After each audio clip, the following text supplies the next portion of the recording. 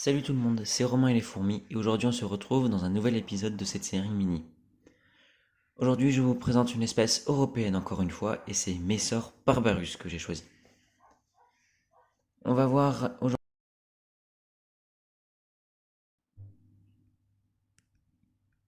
Messor barbarus est une jolie fourmi relativement grande et majoritairement noire. Néanmoins, les gines et surtout les majors peuvent avoir la tête rouge cerise. L'espèce présente un polymorphisme continu de la caste ouvrière. Cela signifie que nous trouvons les minors, les médias et les majors. Ces derniers sont parfois aussi appelés les soldats. C'est une espèce des plus agressives que j'ai pu observer. Lorsqu'un coton, par exemple, est agité dans l'air de chasse, elle n'hésite pas à l'attaquer avec violence contrairement à d'autres espèces qui soit fuient, soit n'y prêtent pas attention.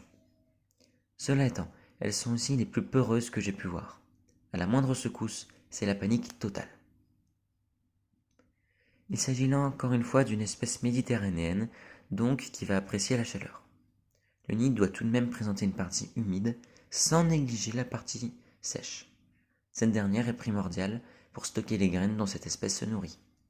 Dans le nourrissage, il ne faut pas oublier un bon apport en insectes pour un bon développement.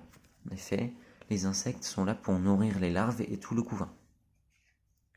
Le sucre est également important, même si certaines colonies n'en mangent pas beaucoup. Des fruits mûrs peuvent fortement leur plaire.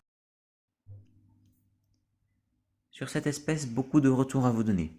Tout d'abord, les sources de sucre sont importantes, certes, mais les miennes, avant d'atteindre les 500 ouvrières, ne voulaient même pas regarder ça.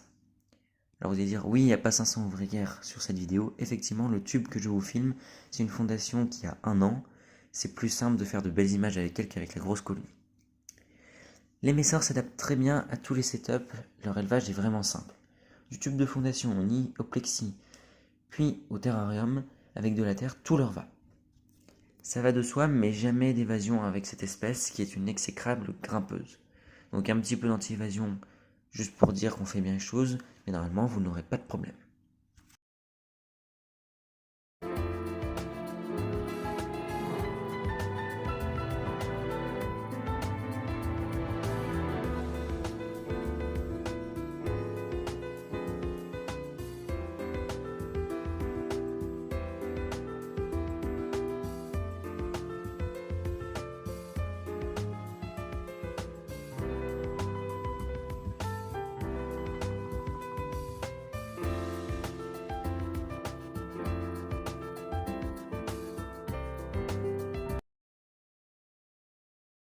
C'est une espèce que je recommande à l'élevage naturellement car elle est relativement simple.